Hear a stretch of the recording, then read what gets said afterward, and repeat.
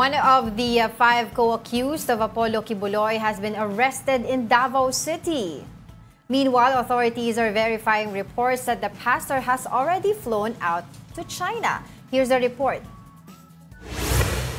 Authorities have yet to locate Pastor Apollo Kibuloy, who is wanted for trafficking and child sexual abuse. In an interview, one of Kibuloy's legal counsel says the pastor could be in China already, but the lawyer could not confirm this. But the National Police believes that Kibuloy is still in the Philippines. As we speak po, naniniwala po tayo na there are indication at na nandito pa naman po yung mga hinahanap natin. There is also a possibility na dumaan po siya sa backdoor, pero lahat po yan ay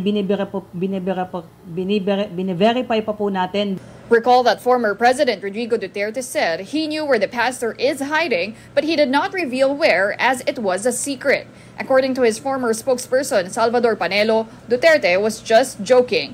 But the PNP calls on the public to take Kibuloy's cases seriously. Mga ganito po na seryosong mga bagay po ay sana po ay hindi po natin ginagawang biro.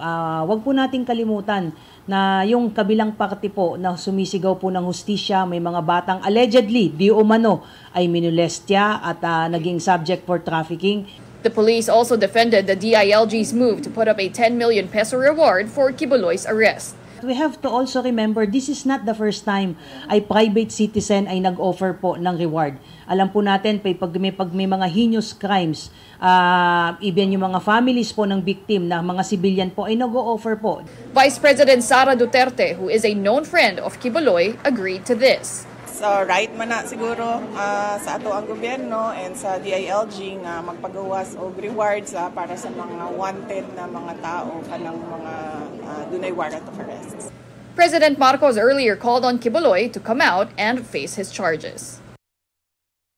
Okay, so itong nahuli si Pauline Canada, no? Canada name niya? Oo, Pauline Canada, and she was arrested at Barangay Buhangin, no, Emily Home Subdivision yesterday at 2 p.m. Okay. So ito yung isa sa mga co-accused niya, no. So magkakaroon daw ng press conference this morning. Ewan ko, baka ongoing na, hindi ako sure, paki-check nga natin kung ongoing na. Ito nga sila, Interior Secretary Benhur Abalos, and of course si PNP Chief General Romel Marbil. A lot of leads are coming in also, whereabouts the Apollo Kibuloy. It's just that they have to verify kasi sa dami, hindi mo alam kung ano yung prank dyan. Ano yung, sinabi ng lawyer niya, baka daw pumunta. Lawyer niya nagsabi? Baka ang word. Word is baka. Pero PNP thinks otherwise. Pero may possibility kasi, May alam mo possibility naman, yan. May mga backdoor channel. Nasa Davao ka, alam mo there's a backdoor through the southern corridor.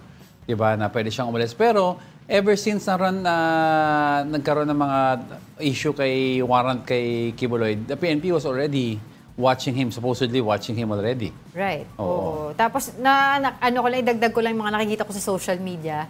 'Di ba? Yung mga joke ng mga tao kasi nga 10 million, nagme-message sila daw supposedly kay Kibuloy, sinasabi nila from ano po ito, yung kunyari shipping company, ano pong exact location nyo, may i-deliver lang po kung parcel. Meron isa pa aside yung sinabi mo, yung Grab daw, yung french fries daw niya malamig na. Oo. Saan po kayo exactly? Para maibigay yung refund daw. May matataba utak ng mga Pilipino. Pero this is a very serious case. So, at sinabi ni Colonel Jean, di ba, dito biro-biro. Kasi kasabi ni Attorney Sal Panelo, nagjo-joke lang si Pangulong Duterte. Secret daw, alam niya kung nasaan. It's so, how ang bilis mag-shift ng balance of power. Noon kasi amo nila si Pangulong Duterte. Ngayon, you see the spokesperson saying, hindi to biro. Hindi to biro, oo. Pero when he was president, panay ang biro niya. Okay lang yan. Okay lang yan. Don't Let's understand him. seriously. That's Visayan humor, di ba? So,